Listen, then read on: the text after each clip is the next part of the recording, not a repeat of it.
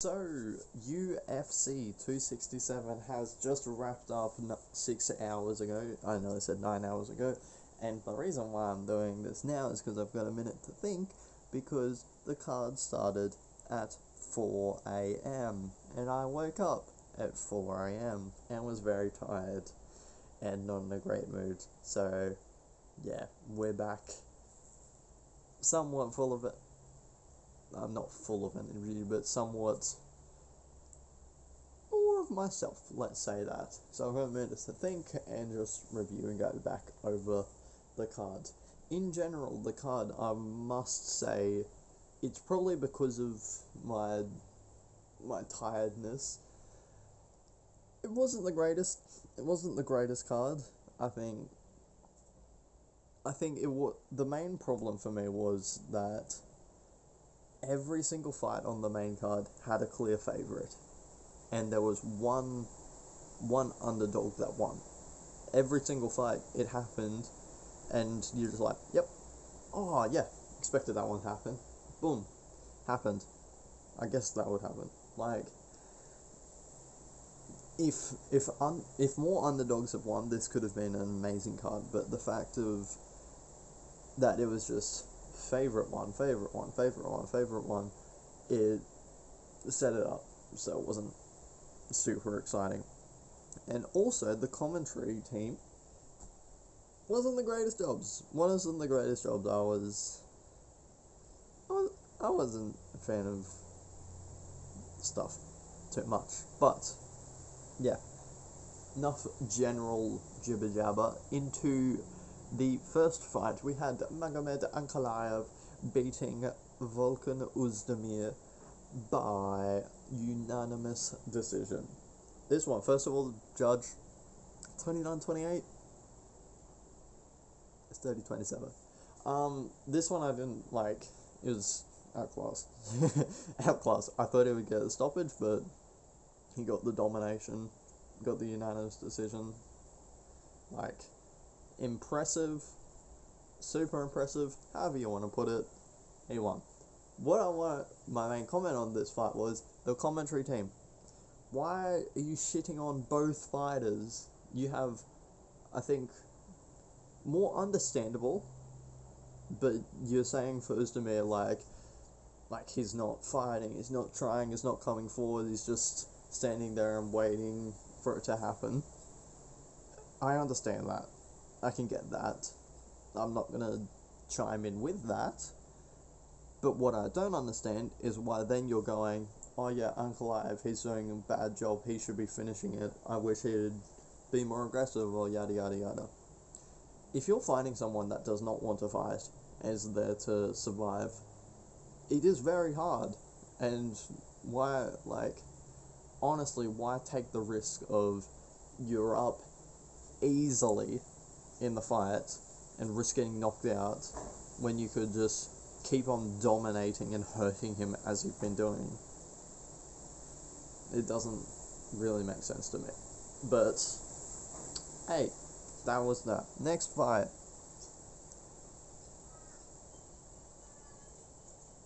I think it was Hamza. It was Chimaev's fight next. We'll go with it. Chimaev versus Li Jingliang. I still butchered his name. Flawless. Flawless is the only thing. What I will say is that it was the perfect fight for Chimaev, that it's going to set up his next fight to be a lot easier than it should be. Well, a lot easier than it will be. In the fact that for this fight, Chimaev started bouncing around on his feet, shot the takedown, and finished him. Choked him out unconscious. Choked him out cold. His next opponent is not gonna start how Lee started, of standing up, trying to attack, get the punches working, expect a stand-up fight, force it out of him. No, they're gonna be sitting back. They're gonna be a lot more reserved, a lot more cautious, and I think a lot more reactive of Chimaev.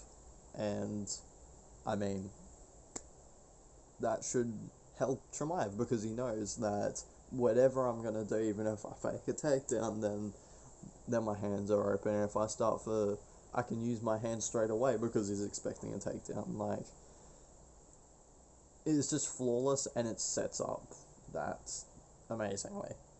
Next one, we had Alexander Drago Volkov versus beating Marcin Tybura by unanimous decision. I don't really have too many comments on this one. Volkov won by decision as I predicted. Yeah, it was lackluster. I mean, it's expected, really. No one really at the heavyweight division is known for that cardio. So, yeah, whatever. Next one, we had the next one we had Islam Makhachev versus Dan Hooker. Pain. Just pain. I really wanted Hooker to win. I'm not gonna lie, I was terrified when he locked in the Kimura because I thought Hooker wouldn't have tapped. I thought he wouldn't have tapped, and I thought I was gonna have to watch him get his arm and shoulder torn apart, but thankfully and smartly he tapped. He didn't really take any damage, so I mean, it's just disappointing. I think I will say I'm being very unfair to Islam because for Islam that was flawless. It was a perfect performance, and it set himself up. Actually, I don't know. I was gonna say it set him up for a number one contender fight, but being realistic, you just fought Dan Hooker, who was below you, and his just coming off beating Nasrat. I don't know what his name was. I've forgotten already. Who was someone who's unranked. So, I mean, he will. I feel like he should fight the loser of Gaethje Chandler. Loser of Gaethje Chandler, I think, would be a good in terms of ranking, because Gaethje Chandler is basically a number one contender fight, and I think I don't think Islam's quite earned a number one contender fight. He probably will get one because of his trajectory, but I just still think he's got one more step before that. So, yeah. I don't have a lot more to say for that one. Next one, we had Petr Yan versus Corey Sandhagen, and I mean, prediction on point with that one. Let's ignore the other ones. This one, it was a good fight. I enjoyed that one. That was my favorite fight. Even in my tired state, I was still hyped. I think, back to the commentary, completely one-sided. Everything that happened, Petr Yan's amazing, and he's letting Corey do whatever he wants. Completely amazing. I've lost my train of thought, so I'm just gonna restart. With this fight, it was very exciting. Round one,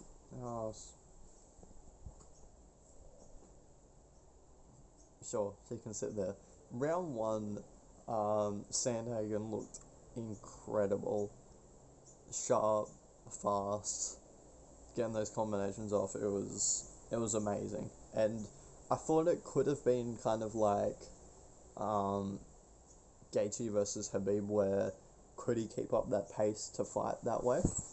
And the answer was yes, he 100% could, but I think Petr Yan adjusted very well. He adjusted very well because I think Corey was so light on his feet and the touch out and back that he found it difficult to hit him in the first couple of rounds. Knockdown was round 3, I think. Like, the first couple of rounds, he was throwing leather, trying to finish him, like trying to hurt him a lot, and it just wasn't happening because Corey's just moving in and out, is not there to be hit.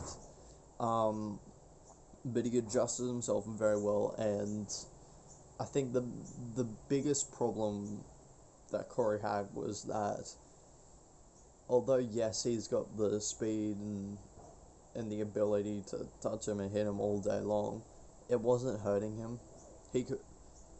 Corey would hit Jan, and Jan would just walk straight ahead, walk straight through, guard up, boom, hit, keep on going, flying out the middle, keep on walking through, and then that's how he found the shots. And I mean, that spinning back fist, beautiful, beautiful, and then left hand on the temple, put him down. Wow. I think it was a great performance, honestly, by both of them. The only thing, like, I like to think of how could you beat Jan? Because you're gonna give up, you're gonna win the first round against him. I think I will agree with the commentary team that he's not letting him do everything he wants to, but he's getting a read on his opponents and digesting information.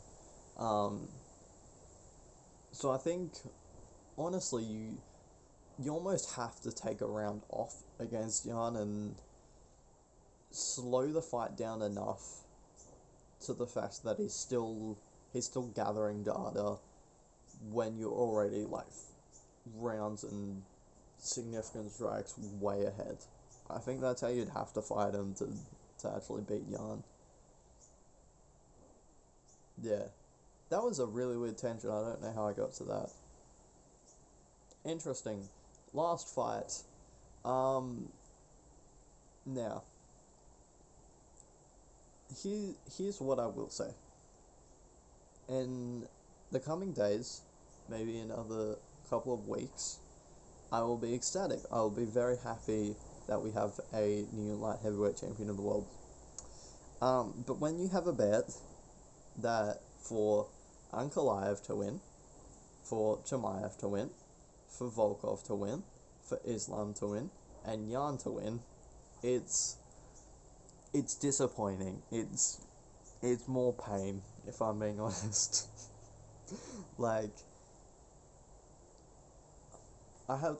It was very impressive. It was very impressive.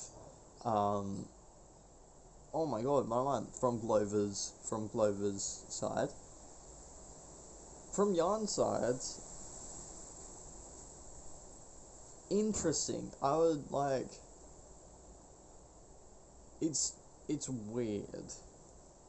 I think he fought really weird today. I don't know why. I feel like I don't know. It just felt like it wasn't Jan there. It wasn't the legendary Polish power that beat Adesanya or Reyes. I don't know what it was, but he just seemed off. If that could just be my excuses because I lost a bet, maybe. But I mean, yeah, it's weird.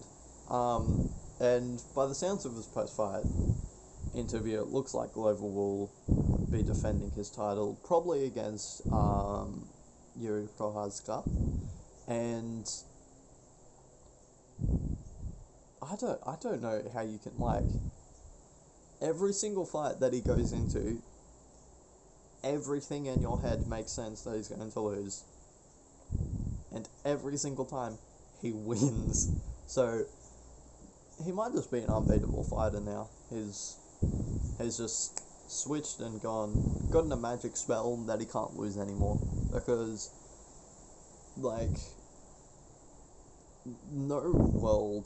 in no world did I think that Glover would hurt Jan, would stun him on the feet. Not a single, every single scenario that played out in my head, I never saw that happening. I saw him take him down and submitting him, Um, but I never thought he could hurt him on the feet. I thought Jan would be. I thought Jan would blast him, get him out of there quick, or hurting him and getting like and making Glover panic wrestle like that. It was crazy. It was crazy. But yeah, hats off to Glover again. Yeah, this was really rambling, and I don't know where this went.